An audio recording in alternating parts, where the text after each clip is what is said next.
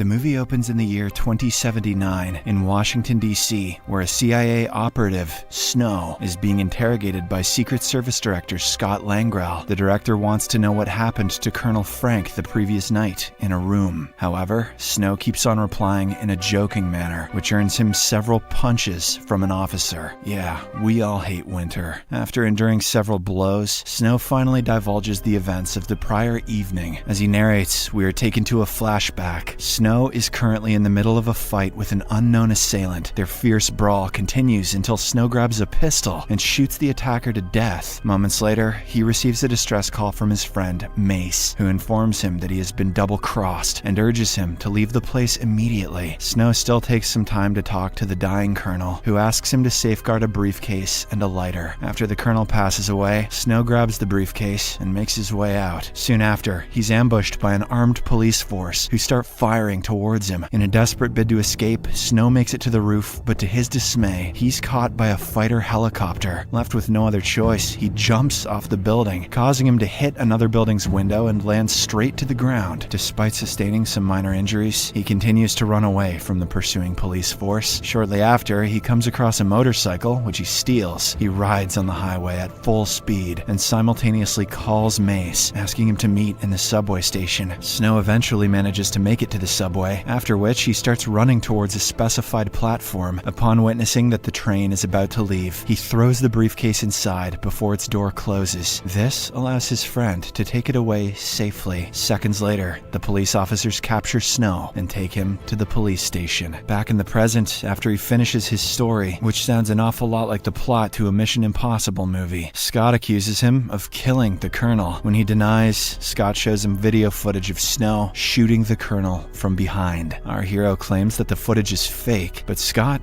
doesn't believe him. A short while later, Snow's friend and fellow agent Harry Shaw walks in and replaces Scott to carry out the further interrogation. Snow seems to trust him, so he secretly tells him about his acquaintance Mace, who has the briefcase containing the stolen secrets. Meanwhile, Mace gets off the train and hides the briefcase in one of the station lockers. During this, he forgets the key card, which is soon found by a cop. As the officer calls him out to return it, Mace gets anxious and begins to walk away hurriedly. In the process, he accidentally bumps into a passerby, causing him to drop his gun, which goes off on the floor and hurts the cop. This unintended commotion instantly alerts the other officers, who then capture Mace, who has never heard of the safety as well. In the next scene, we are introduced to the president's daughter, Emily Warnock, who is in a spaceship flying through orbit, together with her bodyguard, Hawk, and her aide, Catherine. Currently, she is seen talking with the prison warden Barnes, who offers a quick briefing about their mission. Turns out that the group is on their way to MS-1, a maximum security space penitentiary housing 500 prisoners. Barnes explains that the MS-1 is the only prison in existence without abuse or riots, because they put the prisoners to sleep. However, this is what worries Emily, because there are several reports suggesting that keeping prisoners in stasis can cause them to develop mental instability. Upon arrival, they undergo the standard procedure before taking the elevator to the hibernation chamber. During this, Emily asks Barnes if the actual purpose of this prison is to test the effects of deep space exploration on humans. However, the latter responds that he's just an employee and that he doesn't know anything about it. They then come across a large chamber where the prisoners are sleeping in their respective hibernation capsules. The warden seems to have prepared an interview room, but they can't take any weapons inside. Despite this warning, Hawk hides a small firearm under his pants just in case things go south. Is that an illegal firearm in your pocket, or are you just glad to be here? After a while, Emily is allowed to interview a deranged prisoner, Heidel, sitting on the other side of the glass room. She tries to ask him some questions to analyze his mental stability, but the latter doesn't take it seriously. This annoys Hawk, who then pushes his head against the table, ordering him to answer the question properly. Heidel uses this chance to steal the firearm from the bodyguard's pants and fires in random directions. This causes an explosion that knocks all the guards in the room down. Following this, Heidel shoots his chains and frees himself from captivity. Emily freaks out and tries to run away, but she's sadly shot in her leg. Hawk's not getting a bonus this year. After this, Heidel enters the control room and threatens a scientist to unlock all the capsules. Scared for his life, the scientist complies with his order, but he ends up getting killed anyway. In the aftermath, the prisoners walk out of their capsules and start attacking the guards. ensuing a riot. Funny that their muscles work after years of stasis. One of the prisoners is Heidel's elder brother Alex, who takes the lead of the prisoners' group. Eventually, they start spreading across the facility and taking everyone hostage. Back in the interview room, Hawk regains his consciousness and immediately sends a warning signal to Scott before being taken away. The ongoing commotion alerts LOPD, Low Orbit Police Department, who then proceeds to inspect the prison ship. Aware of the police's approach, Alex forces another scientist into activating the security system. Heidel then presses a big button, which causes the prison ship to fire at the police vessel. On Earth, Harry and Scott inform President Jeff Warnock of what's happening in the MS-1. Scott then proposes that they deploy a special force to handle the situation, but Harry asserts that it'll put the hostages' lives in danger. He instead offers an alternate plan, sending one man with a specific order of rescuing the president's daughter. The chosen man is none other than Snow. Our hero initially refuses to go, as the mission is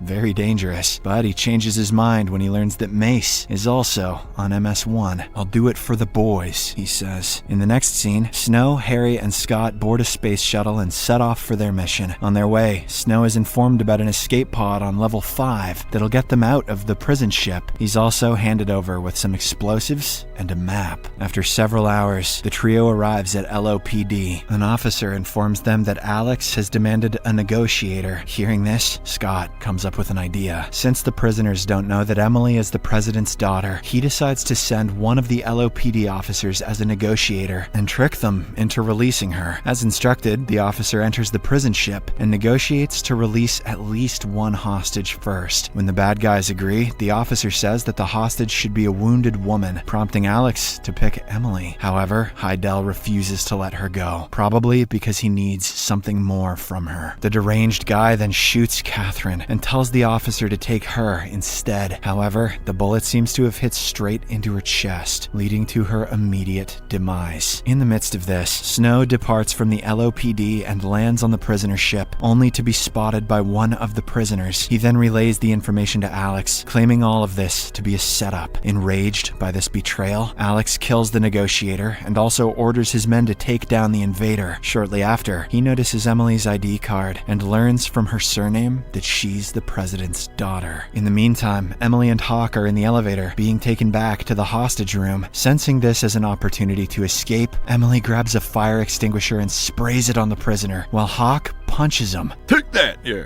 At the same time, the elevator opens to reveal Snow. Recognizing him as an invader, the prisoner starts attacking him, while Emily and her bodyguard flee the scene. Despite struggling for a while, Snow manages to blow off the prisoner's head with the explosive. Meanwhile, Emily and Hawk hide in a secure room and wait for the rescue team to arrive. However, there's a problem. The oxygen supply is limited. Not long after, Alex and his men track them down in the secure room. The crime boss asks one of his men to bring him an engineer to open the door. An elderly engineer is brought there, but he's so scared that he fails to unlock the door. As a result, Alex mercilessly shoots him down before summoning another engineer. Elsewhere, Harry guides Snow towards Emily's room via secret passages. On the way, he comes across a torsion system, which creates gravity. But before he can jump into it, one of the prisoners spots him and launches an attack. The two then fight while floating in the air. Heidel, who is in the control room, sees this and shoots the computer system, turning off the torsion system. This dude does everything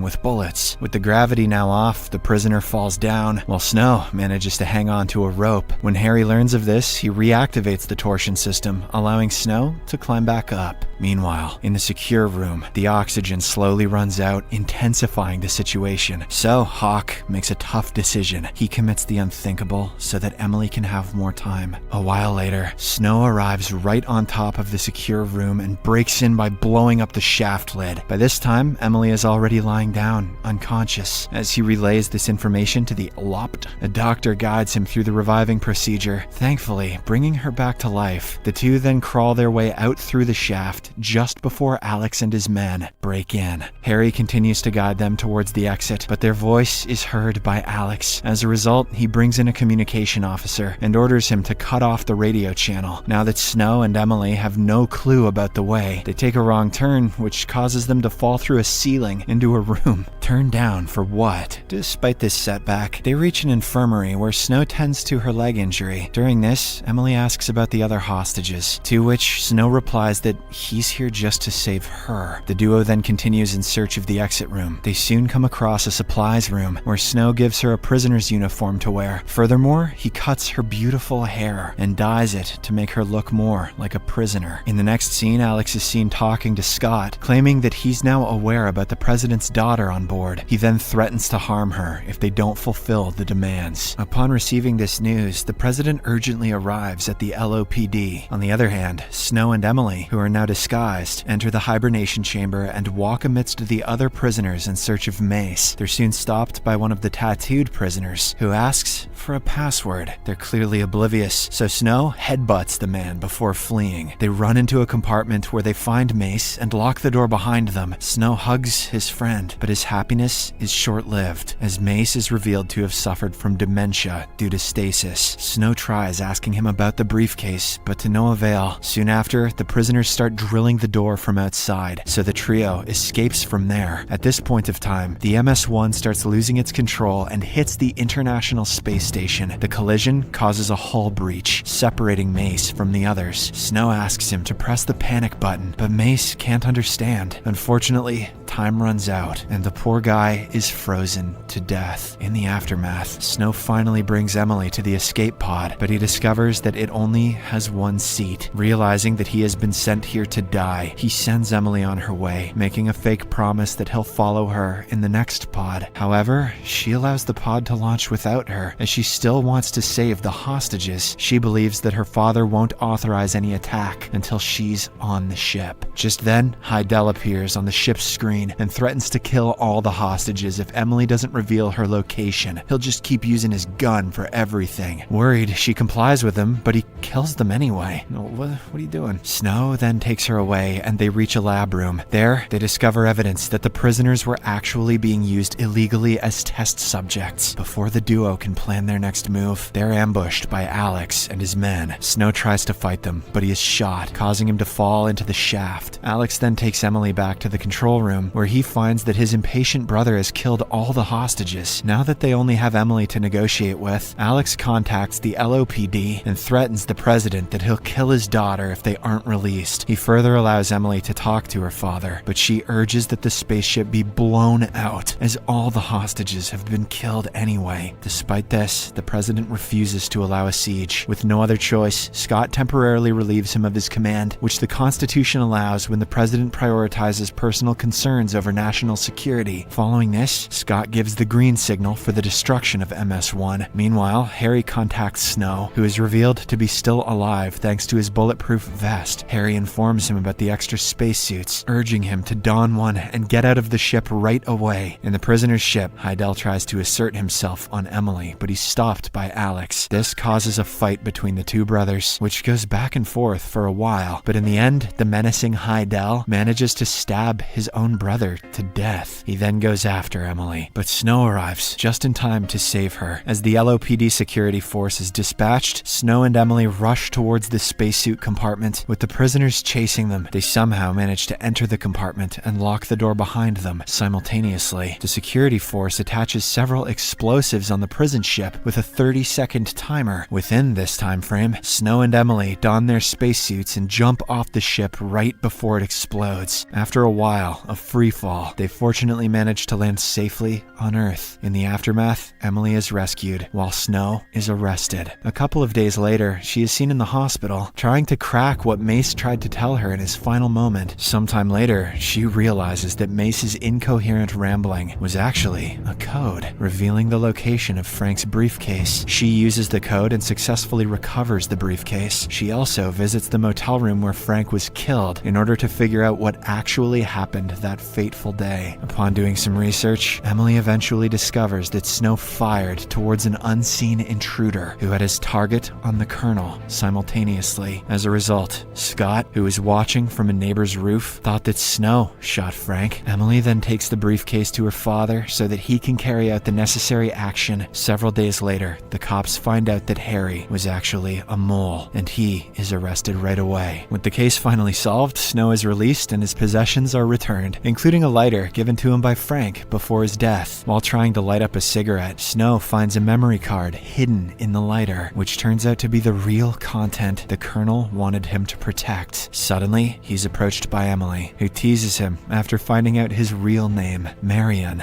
I'd tease him too. The movie ends as the pair walks away, expressing their feelings towards each other.